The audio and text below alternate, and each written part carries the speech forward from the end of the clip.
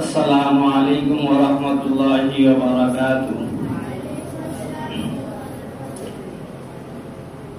আজকে তারাবুসা জামিয়া আরবিয়া আহসানুল মাদ্রাসার উদ্যোগে আয়োজিত হেফজ বিভাগের ইসলামী শিক্ষা সেমিনারে সম্মানিত সভাপতি, অত্র মাদ্রাসার সুযোগ্য মুহতামিম মুফতি মাহমুদ হাসান মাহজুম দামাত বরকাতুহুল আলিয়া ও মঞ্চে উপস্থিত সম্মানিত আসাতিজায়ে কেরাম এবং আমার সামনে উপস্থিত অত্র মাদ্রাসার ছাত্রবৃন্দ, মহান রব্বুল আলামিনের দরবারে লক্ষ কোটি শুকর ও সুজুদ কিয়াম যে মহান রব্বুল আলামিন আজকে আমাদের সবাইকে মাহে রবিউল আউয়াল এই মাসের মধ্যে আমাদের প্রিয় নবী বিশ্বনবী মুহাম্মদুর রাসূলুল্লাহ সাল্লাল্লাহু আলাইহি ওয়াসাল্লাম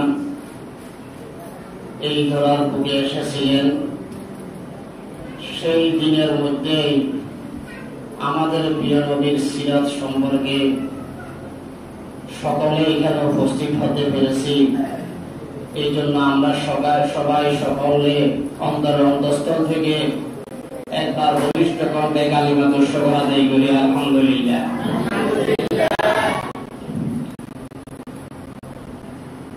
মিলাদুন নবী এবং সিরাতুন নবী নিয়ে বিশেষ আলোচনা চলতেছে, পাঠাপাঠিও চলতেছে। মিলাদুন নবী সংক্ষিপ্ত কথা, হুজুর সাল্লাল্লাহু আলাইহি ওয়াসাল্লামের জন্ম, এটা নিয়ে আলোচনা। হুজুর সাল্লাল্লাহু আলাইহি ওয়াসাল্লাম দুনিয়াতে আইছেন, যে ঘরের মধ্যে ছিলেন কুফা, বসরা, সিরিয়া, দামেস্কর প্রাসাদগুলা আলোকিত হয়েছে। হুজুর সাল্লাল্লাহু আলাইহি ওয়াসাল্লাম হযরত আমিনা রাদিয়াল্লাহু তাআলা আনহার কোলে জুড়ে এসেছে, পুরা ঘর আলোকিত হয়েছে। হুজুর সাল্লাল্লাহু আলাইহি ওয়াসাল্লাম মুখের শব্দ ছিল বলে নেওয়ার সাথে সাথে উম্মতি উম্মতি। এটা অল্প কিছুক্ষণের সময়, 1-2 ঘন্টার আলোচনা, কিন্তু আমাদেরকে সব থেকে শিক্ষার বিষয় হলো সিরাতুন নবী নিয়ে। হুজুর সাল্লাল্লাহু আলাইহি ওয়াসাল্লাম পুরা জিন্দেগীর মধ্যে রাসূলের জীবনী কেমন ছিল, রাসূলের আদর্শ থেকে কিভাবে আমরা আদর্শিত হতে পারবো, সেটাই হলো শিক্ষণীয় বিষয়। কিন্তু মিলাদুন নবী, রাসূল জন্মগ্রহণ করেছে, দুনিয়াতে এসেছে, যেদিন দুনিয়ার মধ্যে আসছে সেদিন আবার দুনিয়া থেকে চলে গিয়েছে। সেই যে সুখ, যে খুশি, যেই দিন দুনিয়াতে আসছে খুশি হয়েছে, আবার সেই দিনে দুনিয়া থেকে মৃত্যুবরণ করেছেন, ওয়াফাত হয়েছে, সেই সুখ আর সেই খুশি আর খুশি থাকে না। যেই দিনে এসছেন সেদিনে মৃত্যুবরণ করেছেন, সেই খুশি আর খুশি নাই। আমাদের পুরা জিন্দগি রাসূলের, পুরা জিন্দগি সিরাতুন নবী, সুরাতুন নবী, এটাই হলো আমাদের আদর্শ। তো রাসূল আকরাম সাল্লাল্লাহু আলাইহি ওয়াসাল্লামের ব্যাপারে আল্লাহ পাক মহান রব্বুল আলামিন পবিত্র কালামুল্লাহ শরীফের মধ্যে ইরশাদ করেন, ওয়া মা আরসালনাকা ইল্লা রাহমাতাল লিল আলামিন। হে প্রিয় নবী, আমি আপনাকে সারা পৃথিবীর জন্য রহমত স্বরূপ হিসেবে আমি প্রেরণ করেছি। সারা পৃথিবীর জন্য রহমত স্বরূপ ছিলেন রাসূল আরবি সাল্লাল্লাহু আলাইহি ওয়াসাল্লাম, ছিলেন ওয়াখায়রুল হাদি হাদি মুহাম্মাদিন সাল্লাল্লাহু আলাইহি ওয়াসাল্লাম, এবং সবথেকে উত্তম আদর্শ মুহাম্মদ সাল্লাল্লাহু আলাইহি ওয়াসাল্লামের আদর্শ। রাসূল থেকে আদর্শবান পৃথিবীতে আর দ্বিতীয় কেউ নেই। পৃথিবী থেকে, পৃথিবী শুরু লগ্ন থেকে কিয়ামত পর্যন্ত রাসূলের আদর্শই আদর্শিত হওয়ায় আমাদের মূল উদ্দেশ্য।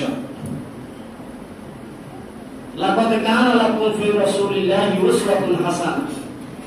একমাত্র আল্লাহ পাক বলতেছেন যে পবিত্র কালামুল্লাহ শরীফের মধ্যে একমাত্র উত্তম আদর্শ হলো রাসূল সাল্লাল্লাহু আলাইহি ওয়াসাল্লামের আদর্শ। কিন্তু আমরা রাসূলের আদর্শে আমাদের জীবনকে আকর্ষিত না করিয়া মিলাদুন নবী নিয়ে যেভাবে পড়ে রইতেছি, সেটা রাসূলের আদর্শ নয়। রাসূলের আদর্শ হলো হযরত তালহা রাদিয়াল্লাহু তাআলা আনহু উহুদের ময়দানে, গজওয়ায়ে উহুদ তৃতীয় হিজরিতে সংঘটিত হয়েছে। তালহা রাদিয়াল্লাহু তাআলা উহুদের ময়দানে 70 জন সাহাবী শহীদ হয়েছেন। মাত্র 14 জন সাহাবী হুজুর সাল্লাল্লাহু আলাইহি ওয়াসাল্লামের ডাইনে বামে সামনে পিছনে হুজুর সাল্লাল্লাহু আলাইহি ওয়াসাল্লামকে তারা রক্ষা করতেছেন। তলহা রাদিয়াল্লাহু তাআলা আনহু যখন তীর আসতো সাথে সাথে তীরগুলা হুজুর সাল্লাল্লাহু আলাইহি ওয়াসাল্লামকে জড়াই ধরতেন, বুকের মধ্যে তীরগুলা বিদ্ধ হইতো। এভাবে করে হুজুর সাল্লাল্লাহু আলাইহি ওয়াসাল্লামকে তলহা রাদিয়াল্লাহু তাআলা আনহু বুকে জড়াই দেওয়ার কারণে, আশ্রয় দেওয়ার কারণে, রক্ষা করার কারণে 80টা তীর হযরত তলহা রাদিয়াল্লাহু তাআলা আনহুর শরীরের মধ্যে বিদ্ধ হয়েছে। তলহা রাদিয়াল্লাহু তাআলা আনহুর ব্যাপারে বলতেছে, তলহা মিম্মান ক্বাতা নাহবাহু, তলহা এমন একজন ব্যক্তি রাসূল আলাইহি বলেন যে তার মান্নাত সে পুরা করেছে। তলহা রাদিয়াল্লাহু তাআলা আনহুর মত ভালোবাসা, মহব্বত রাসূল আলাইহি বলেন, হাযা ইয়ামশি আলা ওয়াজহিল আরদ শাহীদুন ইয়ামশি আলা ওয়াজহিল আরদ, একজন শহীদ যে জমিনের উপর বিচরণ করতেছে সেটা হলো হযরত তলহা রাদিয়াল্লাহু তাআলা। মহব্বত তো বলে তাকে যে মহব্বতের কারণে রাসূলের জন্য নিজের জীবন উৎসর্গ করে, মহব্বত তো বলে তাকে যে রাসূলের জন্য নিজের জান প্রাণ সমস্ত মাল দৌলত সবকিছু উৎসর্গ করি দ্বীন এবং ইসলামের উপর অটল থাকে। মহব্বত তো তাকে বলে না যে রাসূলের নামে রাসূল আসছে রাসূলের আদর্শ পালন না করিয়া, ঢোল তবলা বাজাইয়া, মিছিল মিটিং করিয়া, ওরস করিয়া এবং হট্টগোল করিয়া, নাচানাচি করিয়া মিলাদুন নবী পালন করা, এটা রাসূলের মহব্বত নয়। রাসূলের মহব্বত হলো রাসূলের আদর্শ, রাসূলের ভালোবাসার জন্য যেরকম তলহা রাদিয়াল্লাহু তাআলা সাহাবায়ে কেরাম যেরকম নিজেকে উৎসর্গ করে দিয়েছে, এরকম মহব্বতে রাসূলের অনুসরণ অনুকরণ করিয়া যদি আমরা চলতে পারি তাহলে এটা হলো রাসূলের ভালোবাসা। ভালোবাসা শুধু মুখে বললে হয় না, কাজে কর্মে প্রকাশ করার ক্ষেত্রে ভালোবাসা কি হয়, ভুল প্রকাশ হয়। তো প্রিয় নবী মুহাম্মদ রাসূলুল্লাহ সাল্লাল্লাহু আলাইহি ওয়াসাল্লাম দুনিয়ার মধ্যে আইছেন, এখানে শেষ কিন্তু সিরাতুন নবী রাসূলের এই 63 বছর জিন্দেগীর মধ্যে রাসূল উম্মতের জন্য কেমন দিনদারি ছিলেন, রাসূল কেমন নির্যাতন এই উম্মতের জন্য কেমন নির্যাতিত হয়েছেন। নিজের পরিবাররা রাসূলকে বয়কট করেছে। যে সাহাবায়ে কেরাম আবু বকর রাদিয়াল্লাহু তাআলা, খাদিজা রাদিয়াল্লাহু তাআলা আনহা, আলী রাদিয়াল্লাহু তাআলা আনহু, যায়েদ ইবনে সাবিত, সাদ ইবনে আবু ওয়াক্কাস, যারা সর্বপ্রথম হযরত সুমাইয়া রাদিয়াল্লাহু তাআলা আনহা, আমর রাদিয়াল্লাহু তাআলা আনহু, যারা সর্বপ্রথম ইসলাম গ্রহণ করেছেন, সুরুদ্লগ্ন কেউ ইসলাম প্রকাশ করে না, সেই অবস্থার মধ্যে রাসূলের পুরো পরিবারকে বয়কট করেছে কাফেররা। কেমন নির্যাতিত হয়েছে, আর আমরা কি নির্যাতিত হতেছি? আমাদেরকে তো কেউ একটা কথা বললে আমি সাথে সাথে মনে করি আমি অপমানিত হয়ে গেছি, আমি তো মনে দুনিয়ার মধ্যে শেষ। আমি রাসূলের আদর্শিত হইয়া কয়টা কাপড় খেয়ে গিয়েছি, কতটুকু আমার রাসূল করেছে, আমি কতটুকু রক্তাক্ত হয়েছি ইসলামের জন্য, রাসূলের এই দেওয়া সুন্নাতকে জীবিত রাখার জন্য আমি কতটুকু আমি কষ্ট পেয়েছি। অথচ রাসূল আরবের পরিবারকে বয়কট করার সাথে সাথে শেয়াবে আমি তাদের পাহাড়ের সুদার মধ্যে সেখানে দীর্ঘ 3 বছর পর্যন্ত বন্দী ছিলেন।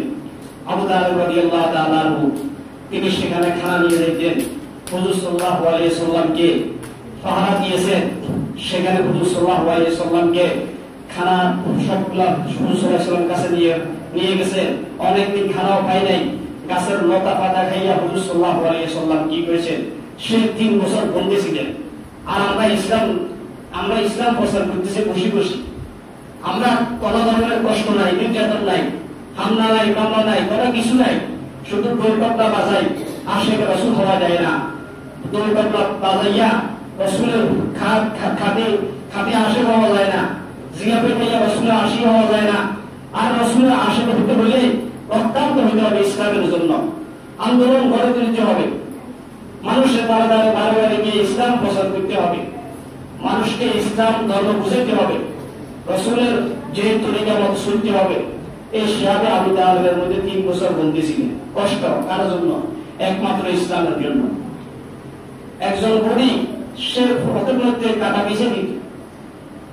আমরা যদি কেউ কাটা না, কেউ একটা বালু একটা নিক্ষেপ করে, তখন কি অবস্থা?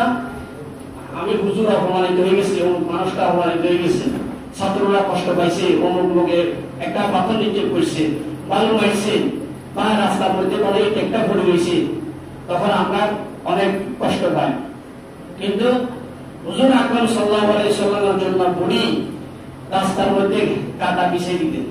সেই কাটাগুলা রাসূল সাল্লাল্লাহু আলাইহি ওয়াসাল্লাম কষ্ট পাইতেন। বুড়ি অসুস্থ, সেই মহিলাকে আবার জিজ্ঞাসা করতেছেন, যাইয়া খোঁজ খবর নিয়েছেন, আপনি কি অবস্থায় আছেন, ভালো আছেন? আপনার খোঁজ খবর নেওয়ার জন্য আমি আসছি। কেমন রাসূল দিন দরদি ছিলেন, কেমন উম্মত দরদি ছিলেন, রাসূল কেমন রাসূলকে কষ্ট দেওয়ার জন্য, আমাদের প্রিয় নবীকে কষ্ট দেওয়ার জন্য রাস্তার মধ্যে কাটা পিছিয়ে দিতেছে। আর রাসূল যিনি দরদ হইয়া তাকে জিজ্ঞাসা করতেন, কেমন আছেন, আপনি সুস্থ আছেন কিনা, ভালো আছেন কিনা, আপনাকে দেখার জন্য আসছি। এমন খুলুকে আযীমের অধিকারী। আল্লাহ পাক বলেন, ওয়া ইন্নাকা লাআলা খুলুকিন আযীম, সবথেকে সর্বোচ্চ চরিত্রের অধিকারী আমার প্রিয় মুহাম্মদ রাসূলুল্লাহ সাল্লাল্লাহু আলাইহি ওয়াসাল্লাম। কেমন চরিত্রের অধিকারী ছিল? এভাবে রাসূল আকরাম সাল্লাল্লাহু আলাইহি ওয়াসাল্লামের জীবনী সিরাতুন নবী 63 বছর পর্যন্ত গজওয়া, 27টা গজওয়া, 43টা সারায়া, সাহাবায়ে কেরাম যেগুলোর মধ্যে অংশগ্রহণ করেছেন, হুজুর সাল্লাল্লাহু আলাইহি ওয়াসাল্লাম 27টা গজওয়ার মধ্যে অংশগ্রহণ করেছেন, যুদ্ধে উহুদের ময়দানে রক্তরঞ্জিত হয়েছেন, প্রত্যেকটা যুদ্ধে রক্তরঞ্জিত হয়েছেন, কত কষ্ট করেছেন ইসলামের জন্য। এগুলো থেকে আমাদের একমাত্র শিক্ষা হলো, আমরা রাসূলের যে আনেওয়ালা মা আতাকুম রাসূলু ফাখুযুহু ওয়া মা নাহাকুম আনহু ফান্তাহু, যেগুলো তোমাদের কাছে রাসূল নিয়ে আসছে, সেগুলো মা আতাকুম রাসূলু ফাখুযুহু, সেগুলো তোমরা আঁকড়ে ধরো, সেগুলোর মধ্যে আমল করো, ওয়া মা নাহাকুম আনহু ফান্তাহু, এবং যেগুলো থেকে নিষেধ করা হয়েছে সেগুলো থেকে দূরে থাকো। আজকে আমাদের ব্যক্তিগত জীবন, সামাজিক জীবন, প্রত্যেকটা ক্ষেত্রে আল্লাহ পাক আমাদের সবাইকে যেন রাসূল আকরাম সাল্লাল্লাহু আলাইহি ওয়াসাল্লাম আমাদের ব্যক্তিগত জীবন, সামাজিক জীবন, মানব জীবন, রাষ্ট্রীয় জীবন, প্রত্যেকটা ক্ষেত্রে আমাদের প্রিয় বিশ্বনবী মুহাম্মদ রাসূলুল্লাহ সাল্লাল্লাহু আলাইহি ওয়াসাল্লামের আদর্শে আদর্শিত হইয়া তরিকায় নিজের জীবনকে গঠিত করার তৌফিক দান করুন। এভাবে রাসূলের যদি আলোচনা করা হয় লম্বা সময়, আল্লাহ পাক আমাদের সবাইকে দ্বীনের জন্য কবুল করুন এবং আমাদেরকে সবাই রাসূলের তরিকা মতো চলার তৌফিক দান করুন। ওয়া মা আলাইনা ইল্লাল বালাগ। ওয়াসসালামু আলাইকুম।